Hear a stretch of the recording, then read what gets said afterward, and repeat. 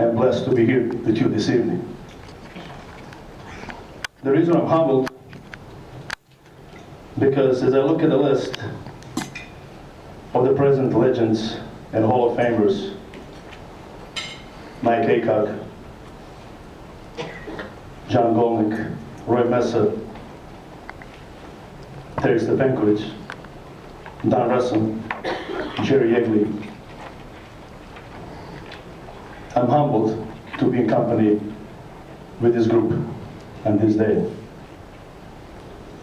These guys put the game on the map, and I followed the path. Including Bonnie Dale and Nancy Hubbard, because ladies are also very important part of our development. Beautiful ladies who've done so much. The reason I'm honored, because it's a great privilege to be part of a very special selected group of brothers and sisters, distinguished group who did so much for development and promotion of our game in this state. Excited? I usually don't get too excited, because what I do, I'm a college professor, I teach, and public speaking is not really a fear for me. However, this evening I'm very excited. I'm so excited that I cannot wait to hear what I'm going to say next.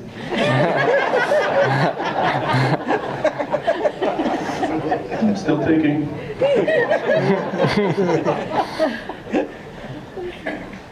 I'm very thankful. There are a lot of reasons to be thankful.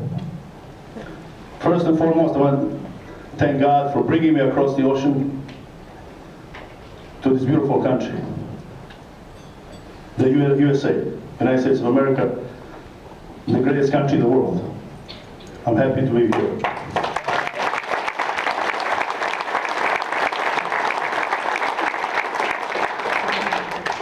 In addition to that, to give you strength and to have a purpose in life. Purpose in life with few reflections, many stories to be told. I'll try to limit to a few very special stories. I come from a very humble beginning. We didn't have a soccer ball to kick around. So at the end of the fall season back home, where I grew up in the mountains, my grandparents and my dad left when I was a year old. We were waiting for a pig to be slaughtered. I still today, I love pigs. Anybody like pigs around? You know, there's a saying, we dig pig, you know? Like if you go to famous Dave's, huh? But really, it is true. The first soccer ball I ever kicked was the bladder of the pig. Do you know about that? So the kids, we will sit there as villagers come. This is the village. Now this is a remote village up north on the mountain of Kozara. And so the people gather, they're making the brandy called Šljivovica. Anybody know what Šljivovica is? Yeah. And so the pig really is a lifesaver.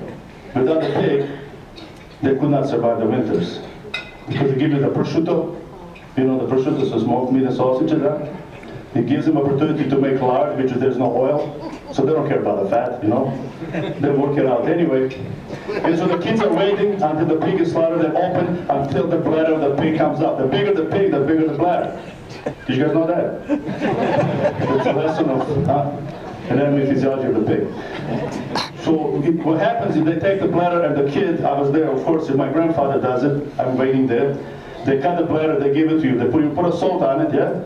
And then you blow it and it becomes a wet soccer ball. So you kick around, in a few days, it dries a little bit, you still kick around until there's a hole in it. So from the bladder of the pig, then we graduate to the rag ball. You know, rag ball, you tie it with a rope, and you kick, you cannot break anywhere, you know. You can hit against the wall, whatever. So that's very important to understand that we went from the pig to the rag. And from the rag, actually, one parent lived in Germany, and he brought this rubber ball. Rubber ball is bouncing everywhere, you know. And I still remember this rubber ball had three numbers on it. Actually, 4, 5, 6, 7. 7 zeros. I don't know why they had 7 zeros. Anyway, the ball bounced all the time, and we'll just play with it. In order to play, we had to do the chore. We had to cut the wood, move the wood to another area, because there was no electricity. There was no indoor bathroom. Anybody use our house before? There's no bathroom, there's no iPhone. So, we had the outhouse, we had the well water, it's still there, and there's no flat land, there's a mountain. So whenever we could find a place to play, we played. So we kicked this ball. Then we moved from this mountain region to from the village to town. Now in town it was a little bit different. I lived with my uncle, and he was a soccer player, he played. And mom, they both work in lumberyard, they come home every day after work. My uncle would go in the evening to play soccer, and I would go and watch the game. Watch how they play. Few kids on the side will play, and we play in the dirt. We'll never step on the grass. The grass is only for the senior players. We play in the dirt, and most of us didn't have shoes, so we play barefoot. We play small side, and we didn't need a coach. I always wanted to play with the oldest players, Every time I end up on the ground in the dirt. So you learn how to play this game difficult way, with not real soccer ball. So we moved 4 times. I went to 4 different schools from 1st to 4th grade. Finally, we moved to town, Kosanski Most, which is the rugged mountains, also the bottom of the mountain. You can see a mountain and the snow up in the hill from the town. And I still didn't have a coach. I was already 4th grade, going to 5th. School had a tryouts. I made the first team, and then club team had tryouts. The following week, I made a club team. Over there, you can play club, and there's no rules there, right? There's no IHSA or anything like that. So you can play school, you can play club, and club coach goes to see you play, and your school coach goes to see you play, and so there's no problem. There's no conflict. I don't know why people are fighting about players now. Anyway, I made a team, but my best friend didn't make the team. So I really wanted to quit because my body was so close to me. My coach told me, you know what? You come in this team, if you want to play, you show up tomorrow. He's not playing, he didn't make the team. It was very difficult, but I had respect for my coach, and I had respect for authorities in general. When a coach said something, that's he went. There's no questions about why or why not. We did the work needed to be done. I made a team, and from 4th to 8th grade, I played midfield, some forward, and a little defense. 7th grade, I made a regional team, similar to possibly ODB here, and traveled with a senior team. That was a lot of fun. You still have to carry the bags and do the work, but that was enjoyable for me because I wanted to be with the older guys and learn from them. Then one day, the letter came from the United States with invitation to come and see my dad, which I haven't seen in 16 years. So the letter came from a friend who I never met before. And she talked about meeting my dad, who talked about having a son. And so to make the long story short, the papers were made, and I came to the United States July 2nd, 1972, with a round-trip ticket paid for. I did not plan on staying until the end here. To make a long story short, I stayed, and there is no regrets, but there was one, because I promised my mom I would return. 7 years later, I did return, and I don't make any more promises. I met my best friend, Bob Trikic, Bogu Trikic, wait, there he is. He was my translator, coach was talking about. Without him, I don't think I would get a scholarship or even know how to spell college. And he got me to play soccer for Marriott Soccer Club, so I was wearing purple shirt that, I don't know, Brian passed this here, but that was my first color, purple. And with my buddy Bob Buska, hey, Bobby, from Rhode there he is, he played on the same team. I think there's a picture there. So we were in tournament in Porridge, that's when Coach Stefankovic was there. He came, I didn't know he watched the game. And then game ended. For some reason, my team was celebrating. I didn't know why they celebrated because we didn't score any goals. I said, why did they celebrate? He said, we had more corner kicks than they did. I said, what the heck? This is all in America, you know? We got scored a goal. I said, no, don't worry about it, game over. Man. So I walked away confused, and that was, of course, the bank was there. He wanted to talk to me about St. Francis College, and so Bobby came, William Trikic. I said, hey, what is he talking about? He said, we'd like to go to school and play soccer. Oh, I like to play, but school, nah. So, coach, he's here tonight, of course, the fact is, he's to blame, you know. Why? Because he came to my house to visit with my dad, you know. He said he would like me to go play soccer at the college level.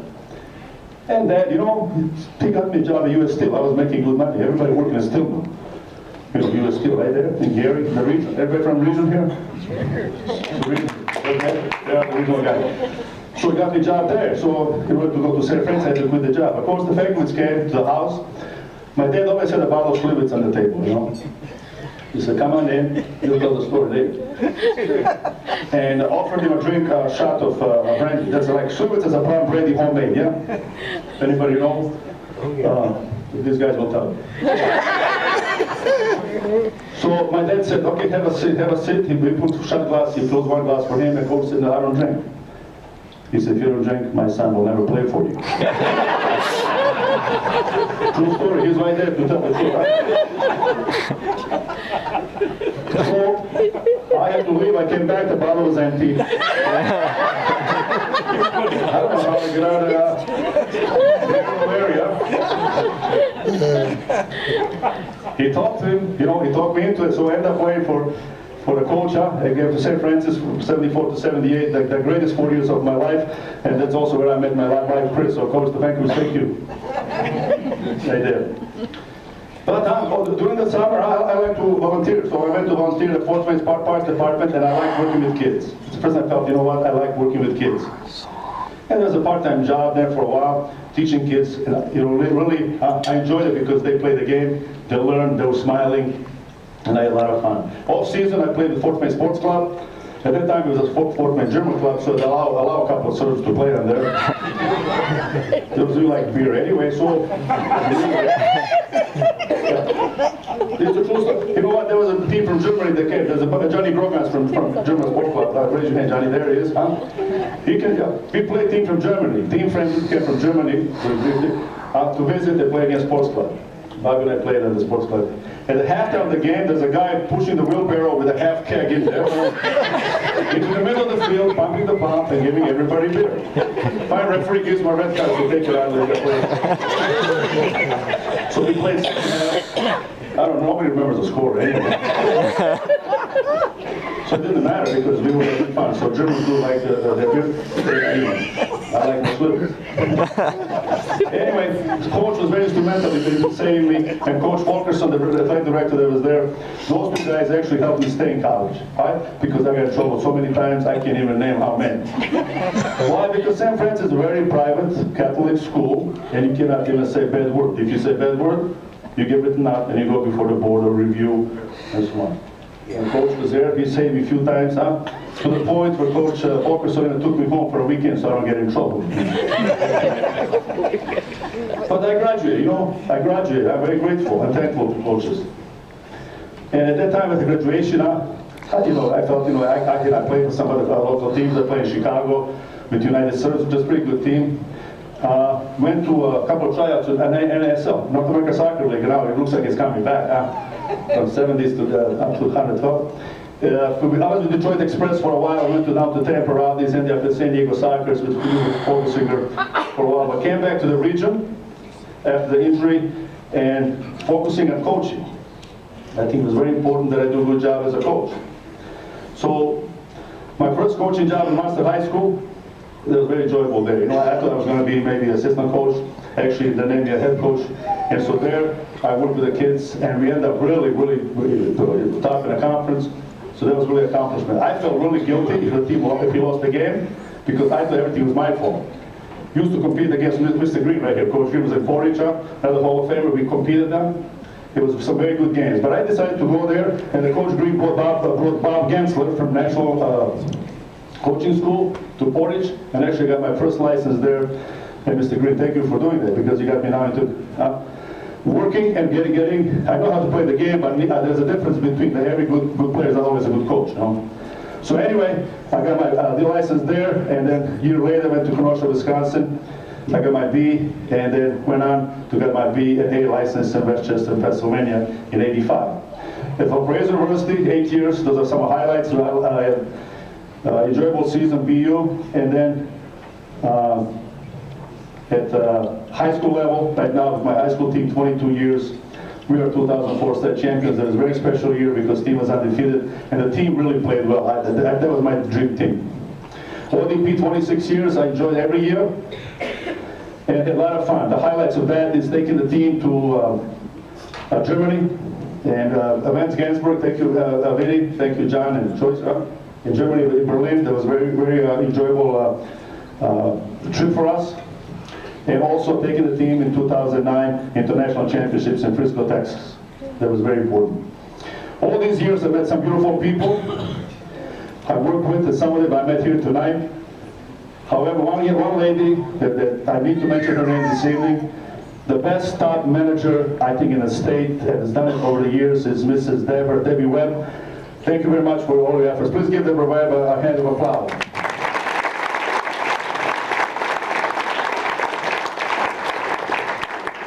So, you know, we know it's an international game. I'm going to give you a story of Bora Milutinovic, just coach here for the United States national team. Went down to Indiana University. He was there. There's a traveling trophy, and they had a little conference.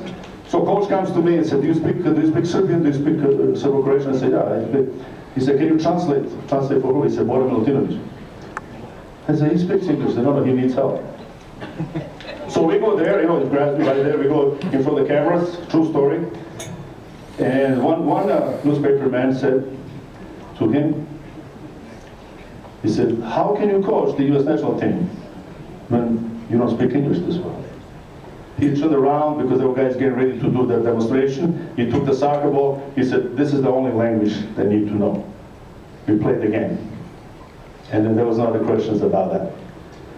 So once the ball rolls, players can sort it out. It's important, obviously, to communicate, but that's a sign that languages, soccer ball is a language of international players.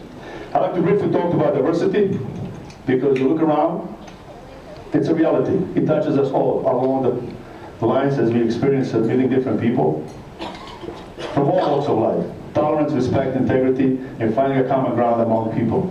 As you look around, we're all different.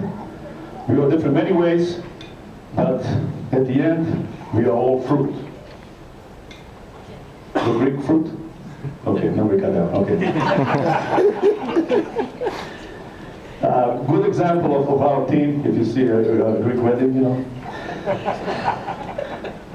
Good example of diversity in our team. Of course, the Vankovic, we had a player from Africa, we had players from down south, we had two guys that played overseas. So we brought this team together, and Coach Vankovic made us into the team that was undefeated. We actually tied IU, Coach Yegley's here, at IU 1-1. It was 1-1. 30 seconds left, we played the rain. Remember Coach Vankovic? The guy, the student who was a referee, calls a penalty kick for IU so they don't get embarrassed, and they stood for one. I'll never forget that. I was really mad because, you know what? You know, we tied Indiana in 1977. Finally, I must thank some very special people. Number one on my list is a young lady that is here, traveled from Rainford, Illinois. She's 87 years young, representing my whole family, representing my mom and dad, who is watching from heaven now, and her husband, Jaja. Busha means in Polish grandma. Thank you for coming. And my sister-in-law, Trish and Rod, for bringing Busha in here. There she is, right there. I love you, Busha.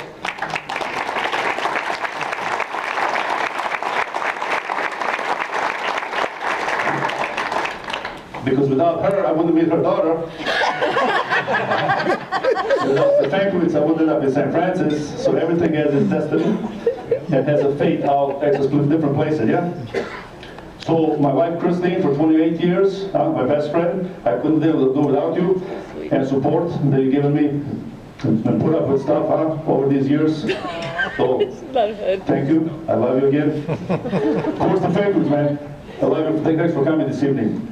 Got the Hall of Famer here. I learned a lot from this man, you know. I cried when he left, you know. He left St. Francis, like, you know, I took the heart out of it, you know. But I'm happy to be back here this evening, you know.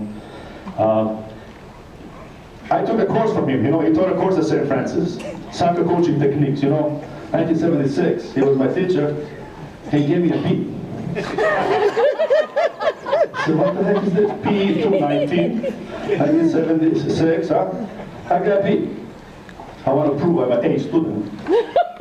So I went to coaching, and to this day, I think I'm an A student coach. He gave me a B, but it's okay, I love you too anyway.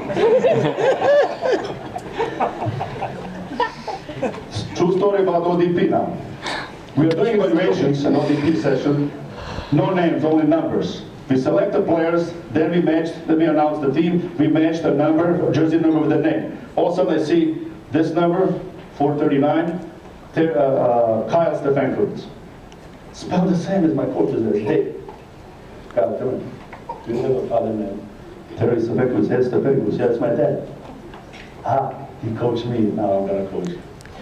That was a beautiful experience. And then we met on the field again. I remember he was born.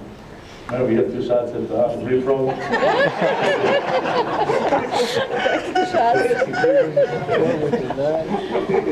The family is number one, you know. I love everybody. I think my 3 sons, beautiful sons, Jovan, my oldest son, he played at St. Francis. He ended up playing there at St. Francis. What a coincidence of history. We won the conference in 1977, and when he played there, 25 years later, they won the conference again. That's unbelievable. He played at St. Francis. Daniel, he was first All-American of Valparaiso High School. Also graduated from BU. Now he has a job, eh?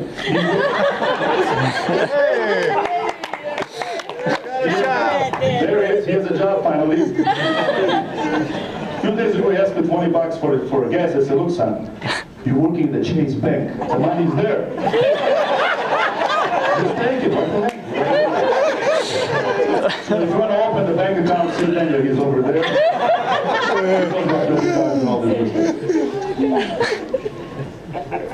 Our youngest son, Nico. Nico, where are you? There he is now. Nico's here. And he goes to IU, Kelly School of Business. He loves IU. Purdue is okay too, but I think IU is better.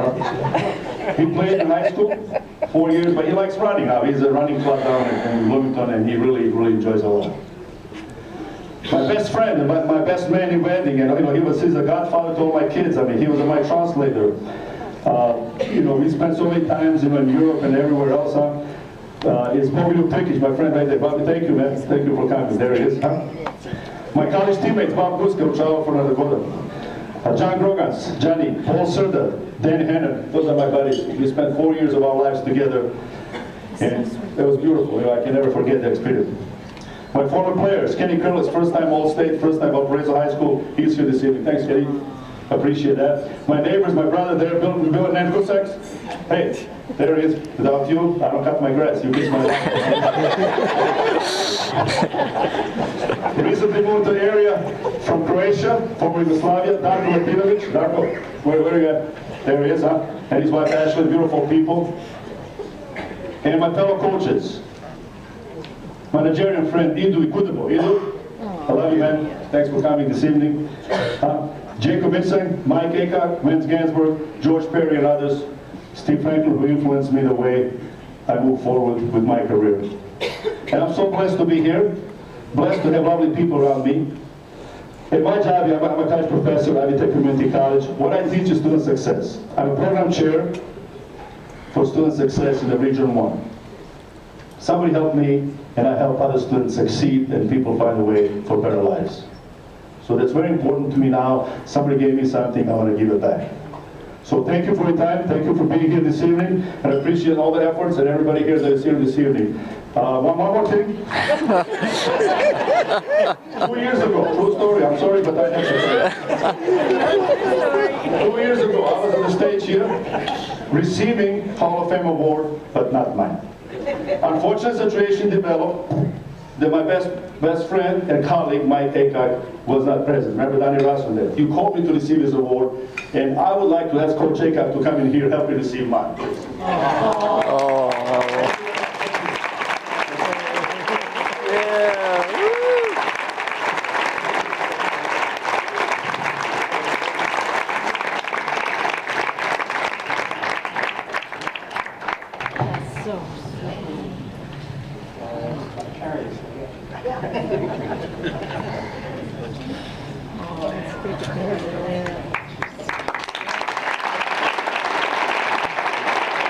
Go get it.